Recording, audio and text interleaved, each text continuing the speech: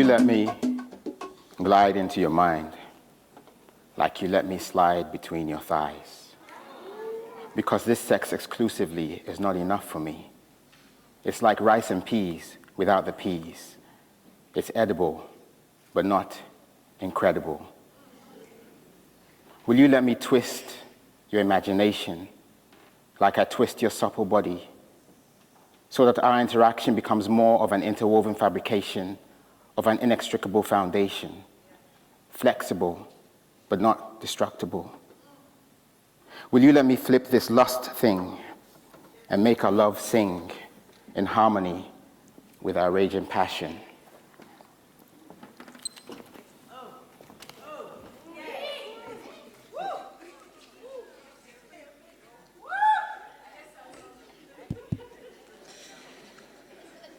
Can we make this incredible? Good evening. Yebo. Sabona. Durban, thanks for having me. Lebo, thanks for name checking Accra. You knew you had to have Accra in the future, man. See. And I want to thank all the other poets for the gifts that they've given to all of us tonight. So the piece I was doing is called Incredible. I recorded that in 2002 when I was a young pretender. It's free on SoundCloud if you want to download it. Of course, I'm from Ghana, and you guys have to know me, so I have to talk to you a little bit. So, as I said, yes, the opening night, I'm a very serious man. And I rarely lose my temper. I lose my temper when I can't find the right kind of smudge eye pencil, you know. But apart from that, I'm pretty cool. So one of the things that this city does, it makes me write. So I've written a piece called All Their News. And it's modeled on a poem by a fabulous American poet. You guys should Google him if you get the chance, called Thomas Sayers Ellis. And he has a poem called All Their Stanzas Look Alike.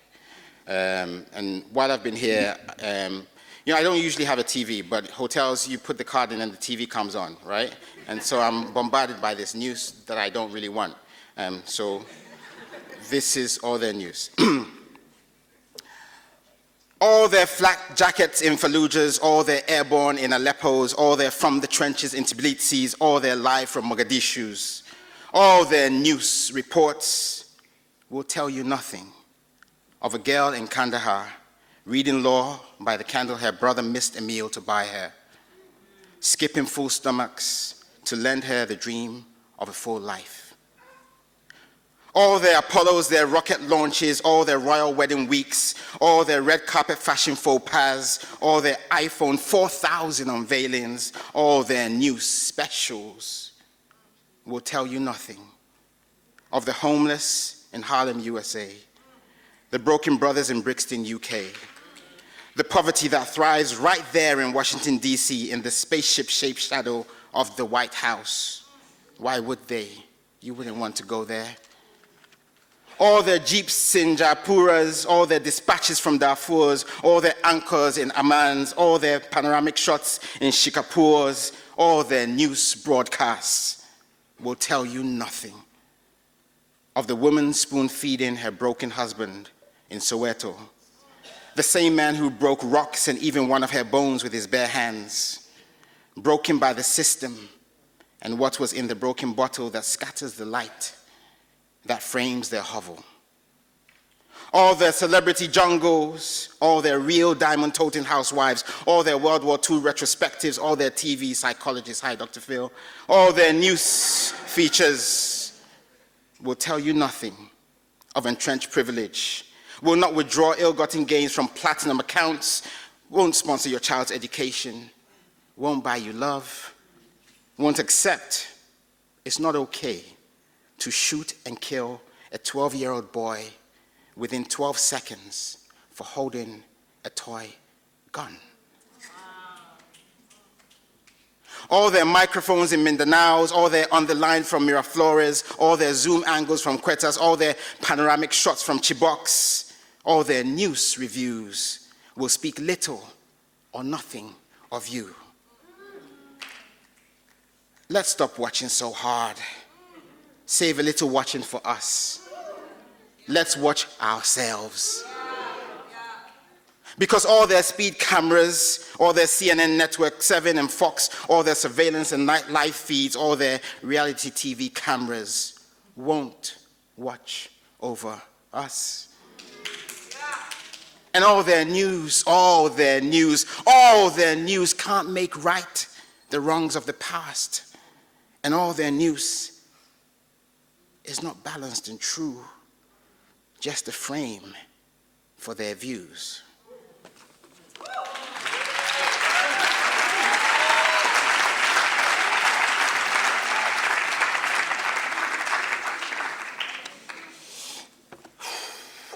This is Ballast 6, Fancy. It's part of a really heavy-ish... Don't worry, I will do some happier stuff later. I told you I'm a very serious man, right? Series that I wrote about the slave trade, reimagining it by balloon. So this is Ballast 6, Fancy.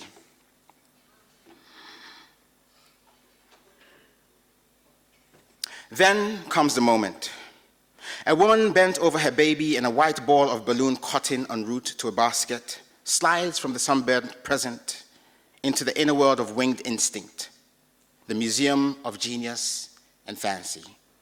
Here she encounters her airborne self aloft above the fruitful trinity of Africa, Europe, and the Americas, knowing instantly that it's better to be light,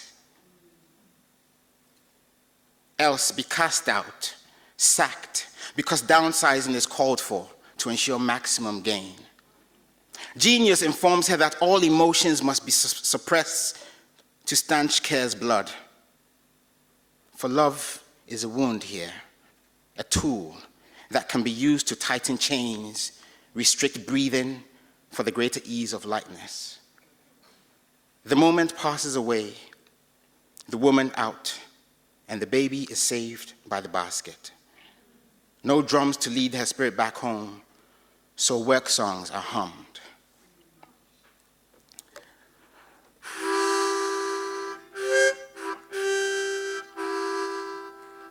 Fly in the ether, children, fly in the ether. God's gonna trouble the ether.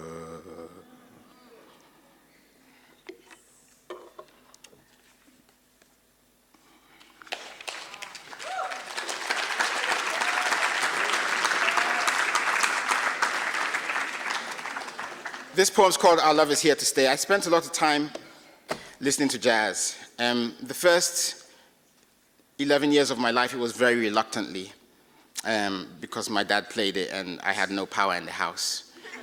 And then he made me a tape, a Jimmy Smith compilation for my Walkman. You guys know what Walkmans are, right? Yeah. So, and somehow he kind of knew that would be my path to jazz. And then after that, I kind of read about, all the musicians and stuff like that, their lives and all that jazz. See how I use the jazz? I'm feeling myself right here. Okay. So this is called Our Love Is Here to Stay. It's mainly about Ella Fitzgerald and Louis Armstrong. Yeah, nothing ever really makes sense when I write, so here we go. Our love is here to stay. Clouds gather under a blue moon, like trouble brewing, as strange fruit continues to swing, keeping time, while Columbia turntables refuse to spin the song. Is vinyl too black, too flash to be sleeved in white prisons? The answer lies, like white gardenia petals on a bruise too subtle to separate from wind, like a trumpet caught in the ill wind of a jet's prejudice in the company of clouds, a rumble in the jungle of noise, the forgotten bee side that holds its breath, trouble brewing. There's nothing random about rain. It clears the sky's throat for the sun's shrill voice. The white hanky is for black sweat. They'll all laugh when I say it. Whisper as though I'm making whoopee with communist ideals. They'll laugh like they laughed when Louis appeared cold-sketched on screen years before he lifted the smoke and called Eisenhower a spade, said, let's call the whole Soviet thing off. As sweetly as he sang that song with Ella. And there's silence where the applause should be.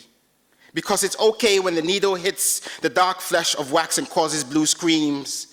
But when the tip hits the dark flesh of a woman and she wails for justice, shooting off ideas as she reloads stimulants, suddenly music is treble trouble. And everybody knows that the calm comes before the clouds. There's nothing random about rain, so blow, Louis, blow from cheek to cheek, blow under a blanket of blue until you get a kick from a laughing Ella and switch the tone. So swift, so hot, so dark that the only bright thing will be the spotlight of struggle, illuminating the girl in Baltimore, learning as time goes by that life isn't a fine romance, love. But your soul won't desert you. Like the note can't leave the music. Like the shadows can't leave the darkness. The secret is to listen to the slow creeping embrace of the trumpet's protest, the percussive defiance of the piano syncopation, the indrawn breaths when the song lends the body that sings it.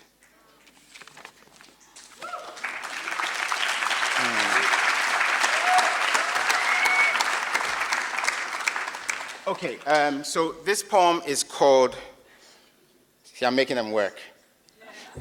This poem is called Someday My Prince Will Come. You know, when I was a kid, I never trusted newsreaders because you couldn't see their legs. Because, you know, when somebody's lying to you, they could be doing all kinds of things. And, yeah, so I'm showing you my legs so you can trust me, okay? So that our relationship gets deeper. So anyway, my cousin once dated a friend of mine.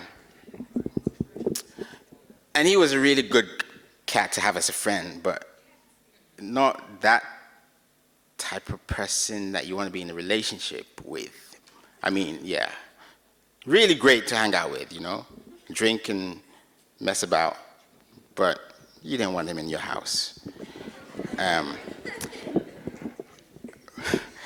But you can't tell people who to love, so I kind of had to sit back and watch her go through the motions. And I was staying with a friend in Bristol who plays saxophone, and he was practicing, and I felt like I needed to do something musical too. And Miles Davis recorded a jazz version of a song called Someday My Prince Will Come, which was in Snow White and the Seven Dwarfs, those of you who've watched that Disney classic. It can't be classic because it doesn't have black people in it, but anyway.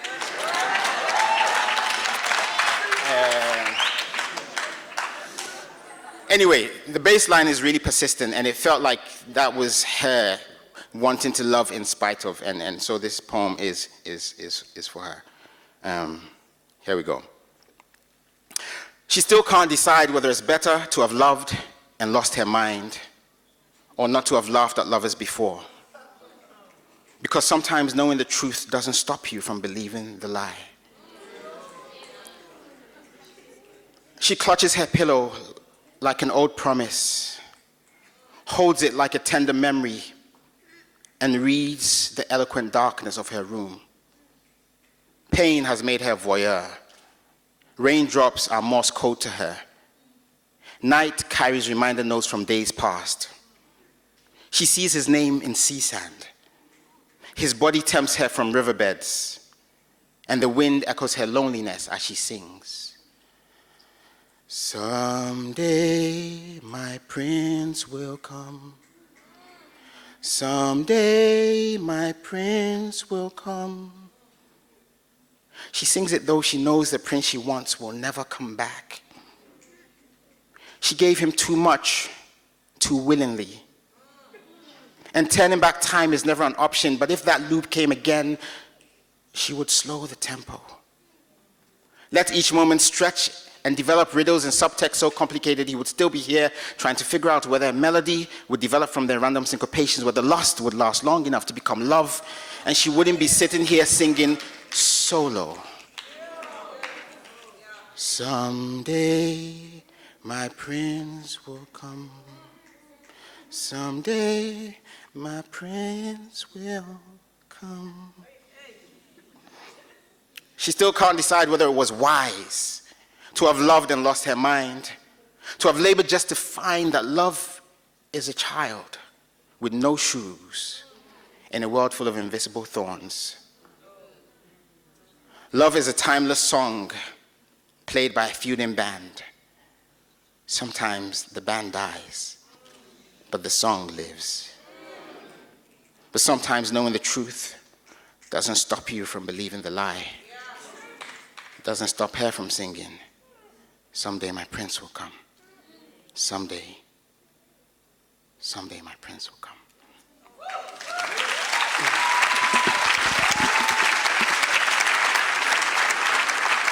Thank you.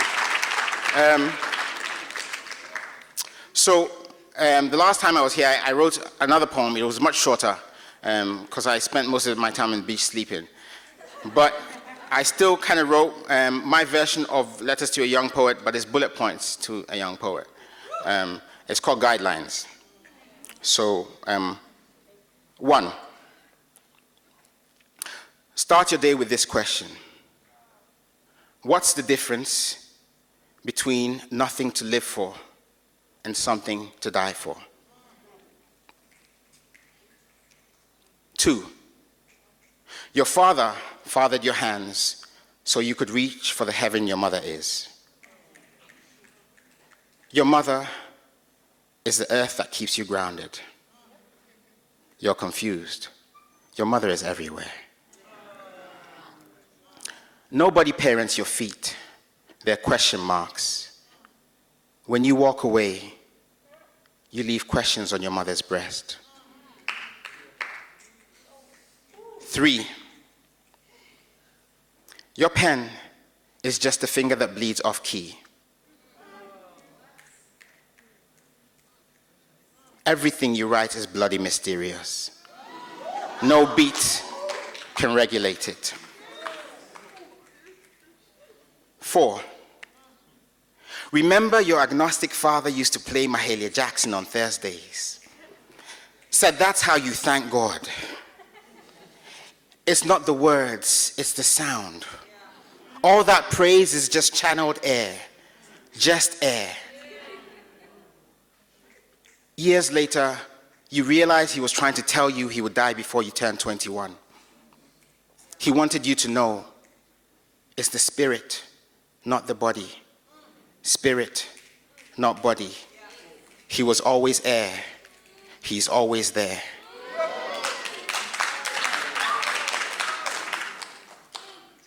5. Never date someone who's just seen you on stage. See the guilty people.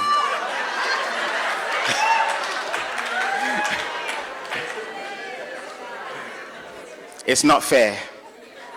You're inspired up there. They'll make a god of you and forget the God in themselves.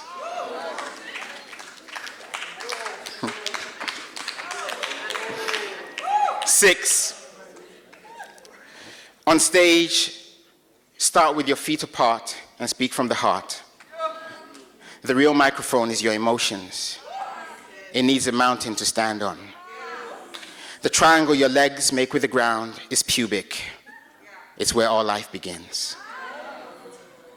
X, disregard numbers. Your gift is infinite. No logic can refine you. Your audience will find you. Thank you.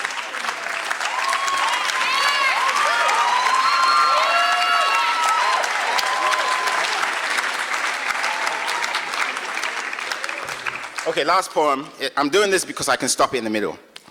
So my younger sister challenged me to write a poem using all the sounds of the alphabet. It's kind of like a love poem. It's called Eight's Crazy.